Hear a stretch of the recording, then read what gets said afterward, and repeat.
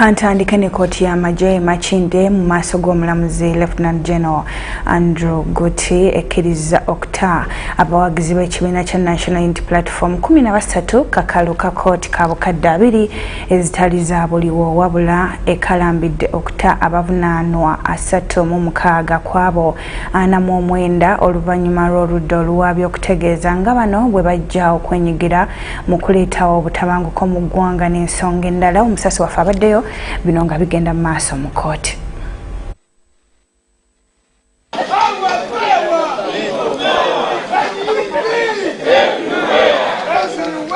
Yamu mu kifo kye naye Kyagulanyi abantu batulonze ku kiwulo ekyo kye batusubiramu. Omukulembeze omu Barack Obama yagamba, era ne kano njagala nkabalekere mikwano gyange, yagamba, I am not asking you to believe in my ability to change your lives. I am asking you to believe in yours.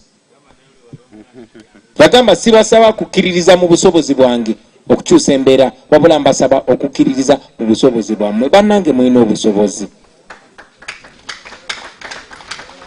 Tulina obusobozi nga bwe tulwanirira obwenkanya, nga bwe tulwanirira obuwanguzi bwaffe ffenna ng'eggwanga. Njagala okubasaba baganda bange mubeere beesimbu eri abantu. Okwolesa byonna twegatte, omulimu guno gugenda kutwanguyira nnyo. Era abantu b'emikono twabagamba nti oba gwe owalana munno muwalane. Naye ffe tutambulira ku biragiro bya mukulembeze waffe. Baatugamba Nambooze ne Bakaluwa muyite waki. Kakati olwalira abantu abo bonna bakansa. Nze waliwo ekiseera we kyatuuka ne ŋŋamba ndowooza agenda kukoma wano olw'ebimutuuseeko ebingi. Naye yali musajja omumalirivu, ate naffe kwe twagumira ne tugamba nti naffe tulina okukola ki, tulina okumalako. Pulezidenti bangi abaafa mu kalulu tubasaasira. Nga ntambula ku lwa Bobi Wine era bwe baakukwatira eggulu maama nze nasula wansi ennaku 3 nga nkungubaga.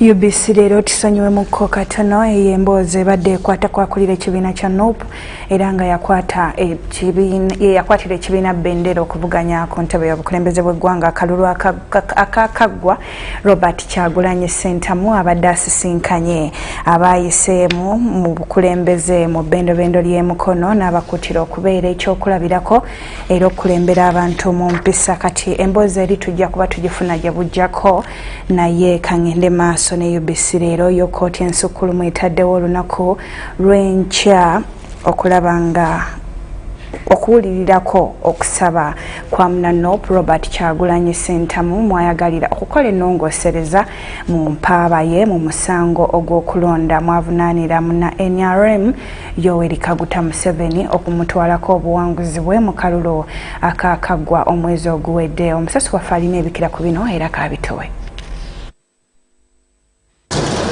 Wetwogerera kati ng'okweteekateeka okuva mu njuyi zonna ezivunaanyizibwa ku musango gwa NUP Robert Kyagulanyi Ssentamu ng'awakanya ebyenkomeredde ebyava mu kalulu k'obwa pulezidenti kuli mu geya nnene. We were served the petition sometime last week. We had until Saturday to put in a response. We filed our answer to the petition for the first respondent, that is Yoweri Kaguta Museveni, on Saturday last week. And so we were notified by court that we shall have a pre-hearing session on Thursday. The Supreme Court is set to hear the election petition which was filed a week ago. As we speak now, all the parties have put in what is required, the documents, and the judges are studying the files to understand what it is about. Hussein Kashiringi nga munnamateeka ow'omuwawaabirwa Yoweri Kaguta Tebwabulwa Museveni wakwegatta ku bannamateeka abalala okulaba ng'omuntu waabwe atuuka ku buwanguzi. This petition, the Honourable Kyagulanyi has decided to talk mostly about the election process. He starts his petition from consultation, from the time when he wrote to the Electoral Commission to go for consultations. So he's sort of been narrating. Narrating the entire process that he has gone through, like he's telling a story. So that's different because in the 2016 election, the Right Honourable Mbabazi was dwelling more on the election day, the tallying of results. Ono ng'amaze ebbanga eriwerako ng'awolereza Pulezidenti Yoweri Kaguta Museveni agamba omuntu we mugumu nnyo n'okusinga emirundi emirala. He has never been more confident like he is now. He is very confident that the election was peaceful, that the election was conducted in a free and fair environment, that people freely participated and chose the leaders they wanted. It was the most peaceful election compared to what we've had previously. So he's very confident that he will win this petition. Newankubadde Kyagulanyi yateekayo mu butongole empaaba ye eri kkooti ensukkulumu ng'ennaku z'omwezi lumu omwezi guno. Ono asabye kkooti emukkiriza abeeko ne byakyusaamu era nga kati kkooti yakusalawo olunaku olw'enkya ku nsonga eno. We are preparing an answer to that. We will be opposing that amendment. And so the hearing of that application for amendment of their petition is going to happen tomorrow, Tuesday, at the Supreme Court. Basabye bakyusekyuseemu mu mpaaba yaabwe, so abalamuzi bajja kubeera wano nga bawuliriza okusaba okwo n'okuddibwamu basobole okulaba oba bamukkiriza oba tebamukkiriza. Kkooti wabula eyongera okulabula abo abakyagenda mu maaso n'okukubaganya ebirowoozo ku musango guno ng'egamba nti balina okubaako ne we bakoma. Petition itself is a political case. It is not just a legal case, it's a political case. And so the people of Uganda would want to know what is going on. We elected, we voted in broad daylight on 14th January. Someone has gone to court to contest this. What's going on? So the processes that take place in court may not be very easily understood by people, but people will continue discussing because they want to understand. Yes, saying there is a matter in court, yes, and it has been filed by so and so, yes. We hope it will be decided well, yes, that's fine. We are not saying that people should not have in their vocabulary the word the presidential election petition, but what we are saying is sitting 5-6 people on a certain talk show and they are analyzing the evidence that has been presented and coming up with a decision. That is what we are talking about. That one is not right. Yo ku kkooti ensukkulumu Kololo ewagenda okuwulirwa omusango guno okuyooyoota wamu n'okuteekateeka ekifo kino wetwogerera kati nga biri mu giya nnene. Nze Robert Nyango wano mu Kampala. Ate ebyo byonga tubitadde wabbali Paalamenti eguddewo ettendekero erinayambako okubangula ababaka ba Paalamenti naddala abajja ku nsonga ez'enjawulo naddala ezo ezikwata ku Paalamenti ng'ettendekero lino lituumiddwa erinnya lya sipiika wa Paalamenti Rebecca Litwala Kadaga ng'atongoza ekifo kino. Kadaga ategeezezza nti ettendekero lino lyakuyambako okukendeeza ku muwendo gw'ensimbi ezibadde zisaasaanyizibwa okubangula ababaka bano mu bifo ebirala. Ettendekero lituumiddwa Rebecca Litwala Kadaga lyakukakkalabiza emirimu gyalyo mu bizimbe bya Paalamenti nga lino lyakubangula ababaka aba Paalamenti, abakozi mu Paalamenti saaka abakulembeze b'ebitundu. Tugenza okulaba nti abakize babakajja netubasomesaamuko katona omwezi gumu ne batandika okukola naye bw'otuuka wakati mu mwaka gumu ebiri ne batandika okubula nga beetaaga obuyambi okubayigiriza ebirala babasanze mu house. Kati ekitongole kino kijja kubeerawo kya buli lunaku. Omuntu ayinza okuva eno nga nti wano ekikolwa kintawanya munyambeko ne bakuyamba kiri bakikola bate ne bakuyigiriza nga bakuyigiriza wano. N'ekirala tubadde tuyambako local governments okusomesa ba councillors. Local government terina ttendekero ly'abakungu ba local government, kati ffe tubadde tubasomesa. Kadaga ategeezezza nti ettendekero lino litandikiddwawo wansi w'etteeka erya Paalamenti eryayisibwa mu mwaka ogwa 2019 era nga lyakuvujjirirwanga gavumenti. For a long time we were exploiting resources in Kenya and other places But I hope now that we have proved our capacity. We have supported Somalia to organize their legislature. We supported the South Sudan. We supported many other bodies. So I think our capacity really now can speak for itself. I attend Cecilia Ogwal Barbara. Omubaka omukyalo wa disitulikiti y'e Dokoro Cecilia Ogwalu alayiziddwa nga ssentebe w'akakiiko ak'ettendekero lino li Rebecca alitwala Kadaga era nga asuubizza okukola ennyo era mu ngeri y'obwesimbu. Ono asiimye abamutaddemu obwesige okumutika obuvunaanyizibwa buno. Giving us this new institute and as a lady to prove to us that if there are people who are still doubting the leadership of women, see it from Uganda, how we have transformed the institution of the legislature from where we started to where we are now. And we hope that if we stay steadfast, definitely East Africa will look to Uganda.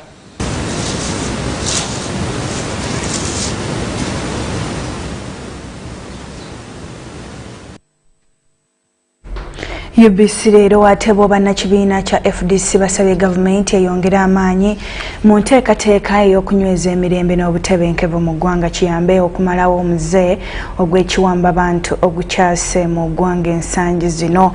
Bano mu ngeri y'emu era aba FDC baagala gavumenti eya NRM ebeeko abakungu beetuma bakke wansi bafune endowooza ez'enjawulo ku kusalawo okwakoleddwa ku kuyimiriza abayizi abanasale obutadda ku masomero era omusasi waffe Kabitowe.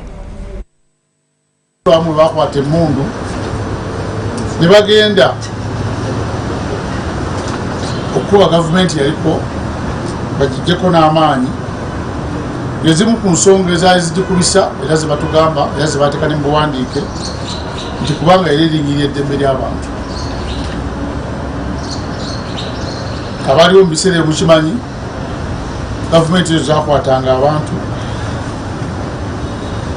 abamu ng'erito basanga nga balamu abalulumu nga basangeyo mu kibira Namanve ng'eyami omulembe gw'oboti waliwo panda gaali ne bakwata abantu nga baagala kitwenyamiza nnyo omulembe guno.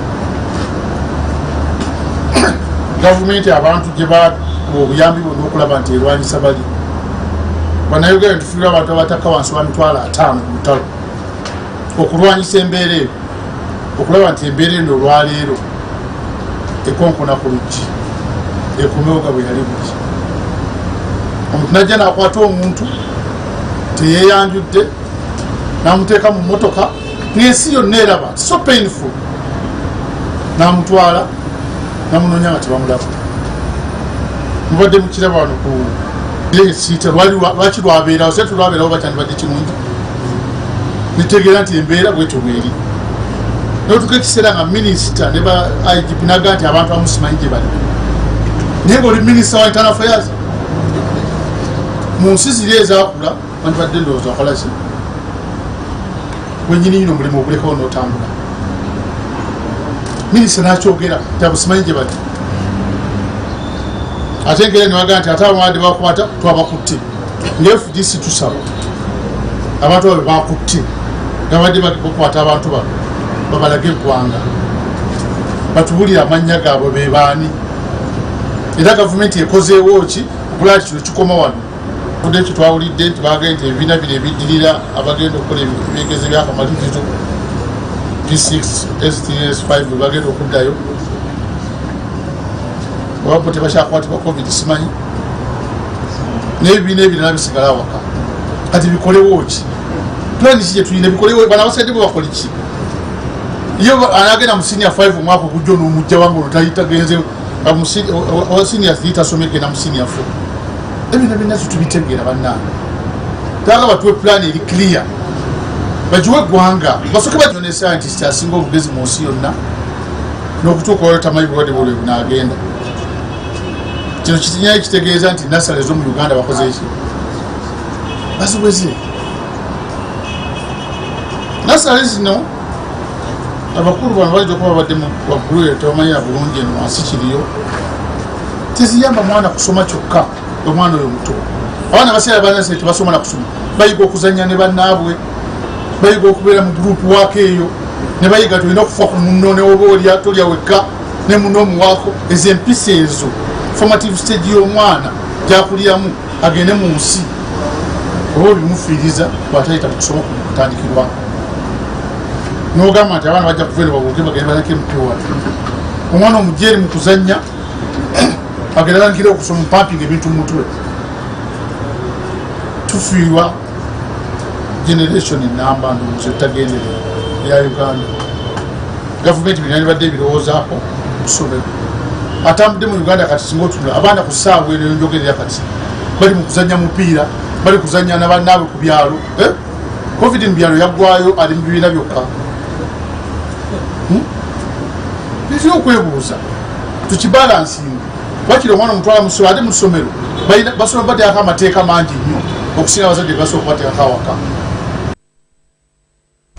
Ezo no nsonga za mukulu Kikonyogo amyuka omwogezi wa FDC nga tuzitadde wabbali mu kaweefube okulwanyisa okusansaana kw'obuveera ne plastic ekitongole kya KCCA nga kikwataganidde wamu n'amakampuni okuli Coca-Cola, Nice House of Plastics wamu ne banka ya Stanbic batongoza enkola mwe bagenda okuyita okuddamu okusaanuusa obuveera buno ne plastic biddemu okukozesebwa ebintu ebyenjawulo. Era omusasi waffe birina katandikirawo.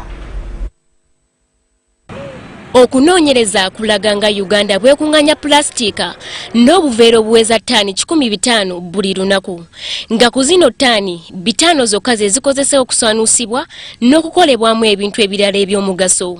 Kino kitegeeza nti ebitundu 3 byokka ku buli 10 ebya plastika bye bikolebwamu ebintu eby'omugaso oluvannyuma lw'okusaanuusibwa, olwo ebitundu 7 ku buli 10 ne bisigala mu bantu nga bikosa obutonde. Kino kye kituuzizza ekitongole kya KCC ne bannamukago okusaawa enkolagana egenda okuyitwamu okukuŋŋaanya plasitiki yenna asobole okuddamu okukolebwa ebintu eby'omugaso. Ebintu ebikozesebwa mu plastic tufuna engeri gye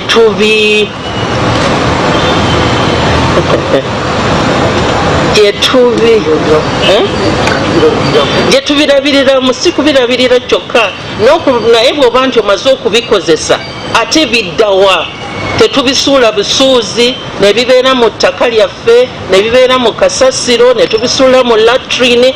Tulina okufuna engeri gye tubijjawo obulungi. Plastic waste causes very many problems that KCCA will always highlight. When it is poorly disposed of, it affects even the few resources we have as a country. It gets in the way of agriculture. And ladies and gentlemen, it clogs our waterways, which affects the climate in future. Mu mbeera eno abantu ba bulijjo bakuganyulwa mu project eno naddala nga bafuna emirimu emirala ng'akulira kampuni ya Nice House of Plastic Babula mu Rwanda bwannyonnyola. Tukola ebintu bibiri, tuwa emirimu abantu baffe okuba nti basobola okugenda ne bakuŋŋaanya obucupa buno, naye ate ne tuzimbawo industries endala ezisobola ate okudevelopinga ensi yaffe further nga gituwa emirimu okukola furniture, okukola okuzimba n'okukola engoye. Banka ya Stanbic egamba nti yakuvujjirira enteekateeka eno awamu n'okuwa amagezi wekyetaagisa. Pulojekiti eno yakutandikira mu Kampala nga tennasaasaanira mu bitundu birala era ng'egendereddamu ekigendererwa kya kukuuma obuyonjo mu Kampala n'okutaakiriza obutonde bw'ensi. Irene Faith Nantongo, wano mu Kampala. Ebyo nabyo nga tubitadde wabbali yo kkooti y'amagye Makindye mu maaso g'omulamuzi Lieutenant General Andrew Guti ekkiriza okuta abawagizi b'ekibiina kya National Unity Platform 13 kakalu ka kkooti ka bukadde 2 ezitali za buliwo wabula ekalambidde okuta abavunaanwa 36 oluvannyuma lw'oludda oluwaabye okutegeeza nga bano bwe bajja okwenyigira mu kuleetawo obutabanguko mu ggwanga n'ensonga endala. Deborah Namamonde katandikirawo. Mutwala kkooti olwaga mu kkooti y'amagye Makindye abawagizi b'ekibiina kya National Unity Platform 49 abaakwatibwa mu bitundu by'e Kalangala wakati nga Robert Kyagulanyi Ssentamu anoonya akalulu baateekayo okusaba kwabwe mu kkooti eno okuteebwa kakalu ka kkooti. olwayo oludda oluwaabi nga lukulembeddwamu Major Ambrose Baguma mu kwanukula okusaba kwa bano lusabye kkooti okukalambira okubata ku kakalu. Bano nga beesigama ku kirayiro kya Detective Assistant Inspector of Police Weteka Peter okuva mu kitongole kya CID. Bategeezezza ssentebe wa kkooti y'amagye Lieutenant General Andrew Guti nga 36 ku bano singa bateebwa kakalu ka kkooti baakuleetawo obutabanguko mu ggwanga n'ensonga endala nga bwe baakola mu kusooka. And he responds that in paragraph 4 that he knows that none of the applicants was tortured throughout the whole investigation process. From the time they were arrested, were inciting violent protests and were of violent conduct towards police officers, which they are likely to continue if granted bail. Wabula kino kiwakanyiziddwa bannamateeka b'oludda oluwaabi nga bakulembeddwamu wa Mary Anthony bwe bategeezezza nti tewali bujulizi bukakasa kino kkooti. So definitely he has no idea whether or not the applicants were tortured or have suffered torture. No form of evidence whatsoever to show that any of the 49 applicants has ever been convicted of either the offence charged or any other. Wabula oludda oluwaabi ne lukkiriza ekyokutabavunane 13 kakalu ka kkooti bwe bategeezezza nti tebalina buzibu bwonna. Era ano ssentebe wa kkooti y'amagye Andrew Guti oluvannyuma lw'okuwuliriza enjuyi zombi akkiriza okubata kakalu ka kkooti ka bukadde 20 ezitali za buliwo. This court finds surety substantial for the applicants whose bail was not opposed by the counsel for the respondent. 2. That the offences are available by this court. The applicant should not go beyond the limits of Kampala and Wakiso district without court's permission. Lieutenant General Andrew Guti wabula akalambidde ku ky'okutabavunaanwa 39 bw'atyo n'abasindika mu nkomi ekitale n'ekkigo wakati mu kwesigama ku nsonga z'oludda oluwaabi. Kubaganiddwa kuteebwa kakalu ka kkooti kuliko Eddie Sebuufu amanyiddwa nga Eddie Mutwe, Buken Ali amanyiddwa nga Nubian Lee, Tamale Fahad, Oyerote Daniel amanyiddwa nga Dan Magic n'abalala. Era kkooti yakuddamu okutuulanga ennaku z'omwezi 15 omwezi ogwokubiri omwaka gwa 2021. Wameri Anthony omu ku bannamateeka abavunaanwa oluvannyuma lwa kkooti ayogeddeko naffe. Kkooti egambye nti ejja tuwa ensala ey'okubiri ku Mande erabe oba bano be bawakanyizza nabo beeyimirirwa oba nedda. Abateereddwa kakalu ka kkooti kuliko Rachel Kiiki Tumusiime, Nasolo Sofia, Namawejje Jamira, Miro John Ntege William amanyiddwa nga Kyuma kya Yesu, Namuyimba Joy, Tushemerere Monica, Lutaya Oliver, Ndiasiima Nelson, Musisi Bendikito, Obicho Bona amanyiddwa nga Makanika, Kafuko Stanley wamu ne Ismail Nyanzi. Okusinziira ku ludda oluwaabi ng'ennaku z'omwezi 3 omwezi gwa January omwaka gwa 2021 mu bitundu bya Makerere Kavule mu zooni ya Kiggundu mu Kampala 49 bano baasangibwa n'amasasaana ag'emmundu y'ekika kya AK-47 ekyokulwanyisa ekiteekeddwa okubeera ne bamukwata mmundu.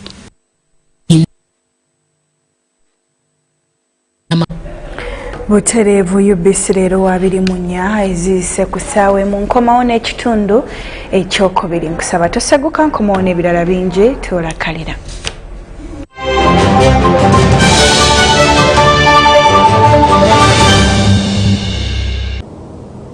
The day the world stopped was the day we found where to go.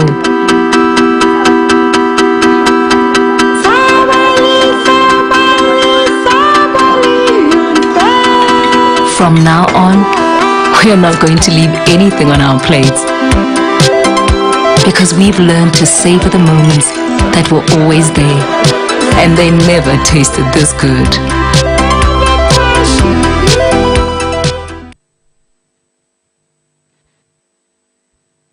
Double Data. Airtel introduces Double Data, the biggest deal ever on smartphones in Uganda. Buy a smartphone, 3G or 4G, and get 100% data bonus from Airtel. Airtel is giving you 100% bonus data on all weekly and monthly bundles for every new smartphone connected to Airtel for the first 3 months. Dial *175*9# to enjoy Double Data.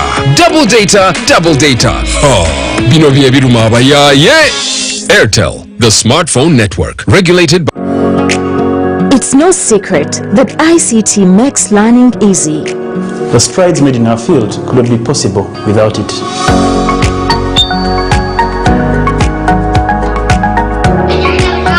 And now we can watch our favorite show. My radio is my best friend. UCC provides an enabling regulatory environment and policy guidance for healthy competition.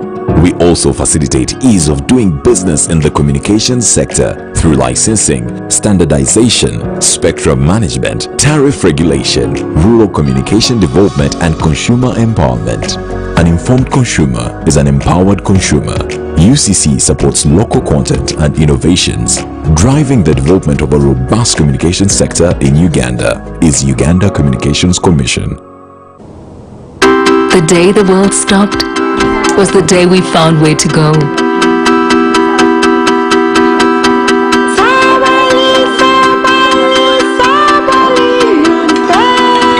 From now on, we are not going to leave anything on our plates, because we've learned to savor the moments that were always there, and they never tasted this good.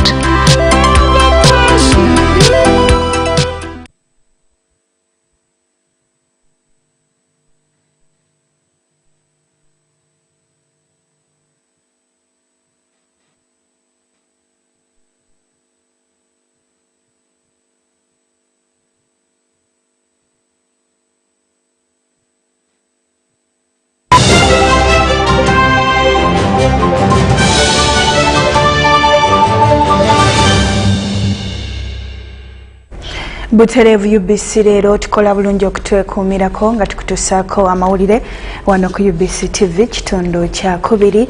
Abasomesa bakubiriziddwa okuyiga emirimu gy'omu mutwe nga bagigatta ku egyo gye baakugukamu kibayambe okwongera kunyingiza n'okutumbula ebyenfuna byabwe. Bano be bamu ku bannayuganda abasinze okukosebwa embeera y'omuggalo gw'amasomero n'emirimu emirala, era nga mu kiseera kino nga COVID yakyegirisiza mu ggwanga ne bakubiriza okwettanira ebintu ebyenjawulo. Akulira ekitongole ekyayimuka Uganda Sansa Edi agamba nti singa bannayuganda bagezaako emirimu egy'enjawulo naddala egyo egitwalibwa ng'egya wansi, kya kubawonya obwavu n'okubeera nga bakaaba nga bwe gubadde eri abasinga mu biseera eby'omuggalo.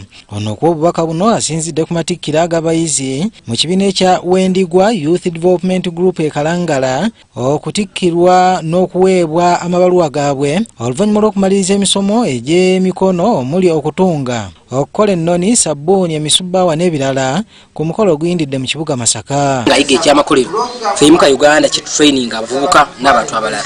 Ekisooka kwemalamu gamba kunyomerera. Oli abyala n'abagamba nti nze nasoma seetaaga ebyo. Oli naganinga yasoma ki oba oli awo. Yasoma batusomesa nga nayogeddeko wali nti oli amusomesa batusomesa nti endogo erina amannya 32, ensolo erina compound eyes. Nga bye yeematiirako yeetaaga okugattirako ebirala tebimala.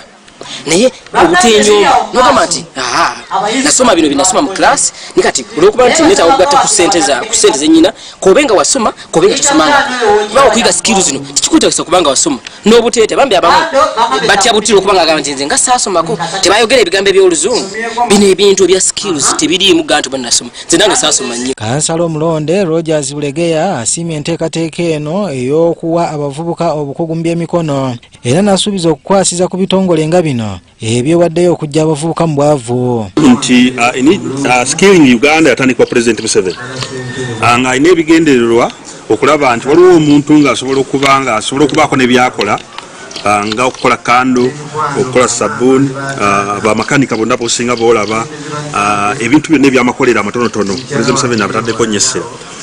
President yatunuulira ekintu kino abaana bamugamba nti tusobola okukola ebintu bino naye tugenda okusaba emirimu nga ate batubuuza amabaluwa tukola ki nga tugayina. President Museveni n'initiating ekintu ekyo n'akiteeka mu parliament n'akitambuza wonna.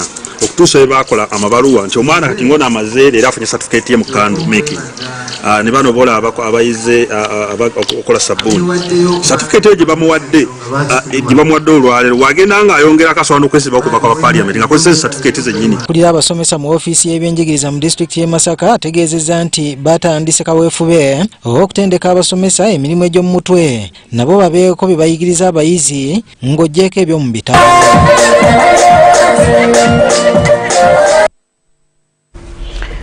Butereevu UBC leero ebyo nga tubitadde wabbali abasomesa muwulidde musobola okwettanira egimu ku mirimu egyo ng'ebyo tubitadde wabbali bo abatuuze ku kyalo Nakirulwe mu ggombolola y'e Nawanyingi mu disitulikiti y'e Iganga bakeeredde mu ntiisa olw'okusanga mutuuze munnaabwe Fabian Ibanda atemera mu gy'obukulu 82 ng'afiiridde mu buliri.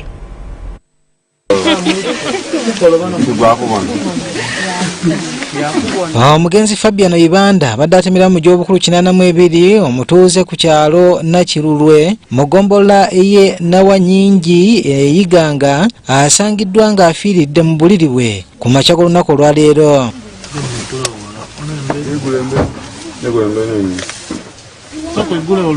Okusinziira ku Ronald Makaye omu ku bazzukulu b'omugenzi abadde akedde okumubuuzaako yasanze ng'ennyumba nzigale n'amuyita nga tamuddamu kwe kutemya ku booluganda n'abatuuze ab'eminya eddirisa ne basanga ng'omuntu mufu.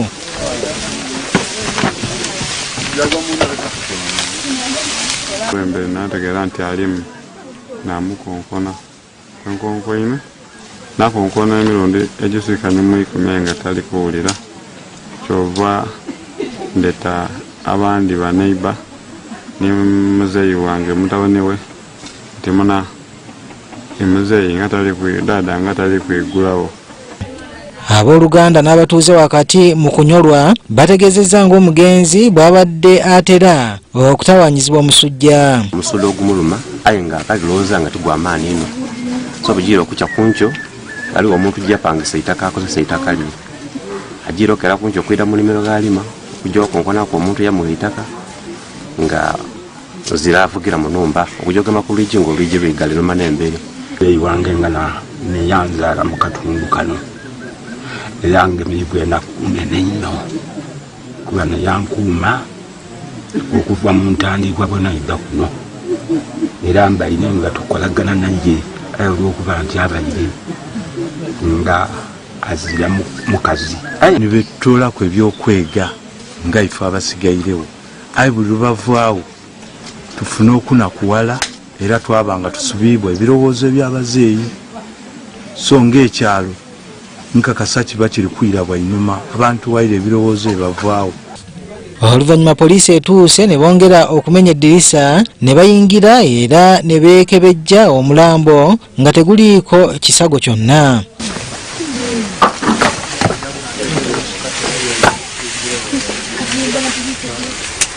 Abatuuze nga bayita mu ssentebe w'ekyalo Abasi Famba basabye poliisi ebakkirize baziike omuntu waabwe. Tukudinza okubadde akoze eki tatuuse kale ffe twamusaba tuti olw'okuba nga tuli tutyafire bufe atwikirize tukole ki tuziike. Fabiano asinzidde wano n'akubiriza abantu abalina ab'eŋŋanda ezikuliridde mu myaka obutabaleka nga bokka mu mayumba. Abafiire mu mwakuku omuntu asobola omukuumaku kandi baire olwedde nga muzeeyi obulabe bumutamire yabayo omuntu asobola okweta abantu basobola okukola ki okumutwala mu idwaliro aye engeri yaba mu nnumba yenka tasobola kufuna kwigulawo tasobola kukola ki kale tukubiriza abantu tulemaku n'abantu abakuzeeku mumweku omuntu asobola okumukuumaku naddala.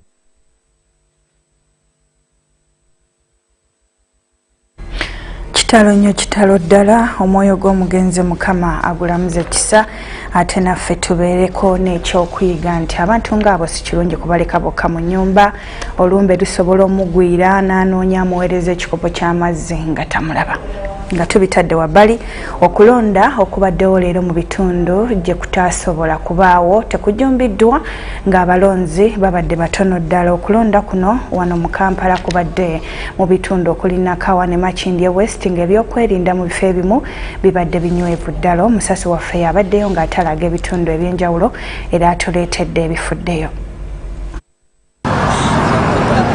Tutuuseeko mu bitundu awalonderwa okuli Gaba ne Bukasa nga wano tusanze abalonzi babadde balubatu. Twogeddeko n'abamu ku balonzi ne batubuulira lwaki okulonda kuno tekujjumbiddwa. naye mobilization ntonotono abantu bajja nga bwe muki kye musuubira oluvannyuma lw'akalulu kano. ffe tusuubira wano okuwangula ku kifo ky'eggaba ebyokwerinda bibadde binywezeddwa nga tutegeezeddwa nti waliwo n'abamu ku baakwatiddwa. Akulira ebyokulondesa mu muluka gw'eggaba Nuwamanya Po atunnyonnyodde embeera nga bw'ebadde. 5 agents or more than 5 supervisors, and that person at the same time he or she wants all those people to go inside the polling station, which is illegal. So era ng'aba NUP babadde bakyala eby'ebibiina ebirala.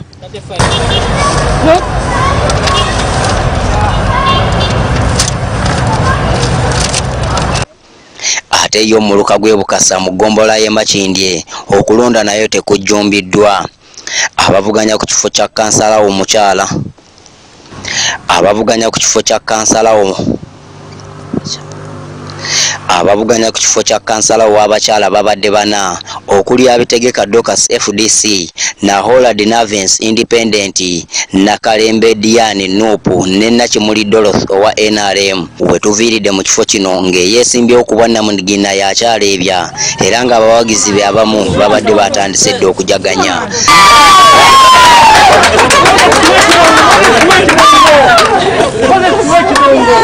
Nga nkolagana n'abakulembeze baffe ab'ebitundu LC1 LC2 okulaba ng'enguudo zaffe n'amataala mu muyenga nago nga at least tetubeera na nzikiza. Nze Sebbira Andrew ne Ivan Juuko mu Kampala.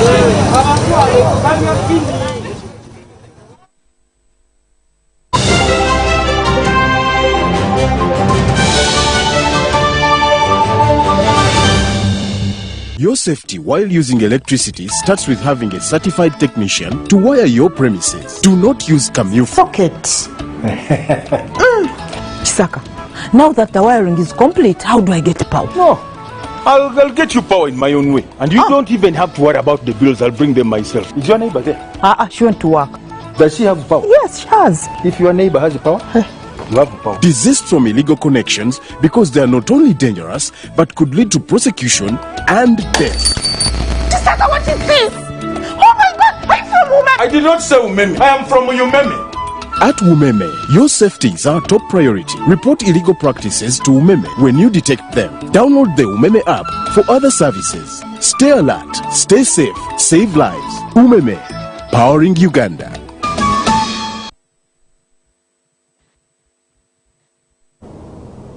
The day the world stopped was the day we found where to go.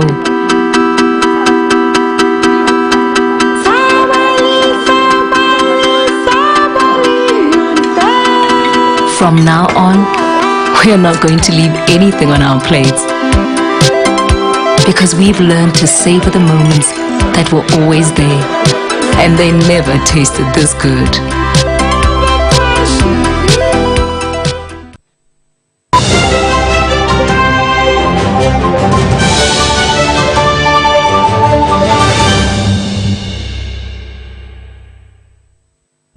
UBC LEERO mu byemizannyo Morocco ne bannantameggwa b'empaka za CHAN oluvannyuma lw'okuwangula Mali ku ggoolo 2-0 mu luzannya olw'akamalirizo. Empaka zino zimaze akabanga nga ziyindira mu ggwanga lya Cameroon era nga ne Uganda yazeetabamu n'ewandulwa mu nzannya z'ekibanja. Goolo eziwadde Morocco obuwanguzi ziteebeddwa abazannyi okuli Sofinia Bofini ne Ayoub Elekabi era katulabe empaka zino we zitambudde. Empaka za CHAN zizannyibwa abazanyira mu liigi zawakaboka era nga Morocco yesoose okuwangula empaka zino omulundi ogw'omuddiringanwa kasookedde zitandikibwawo.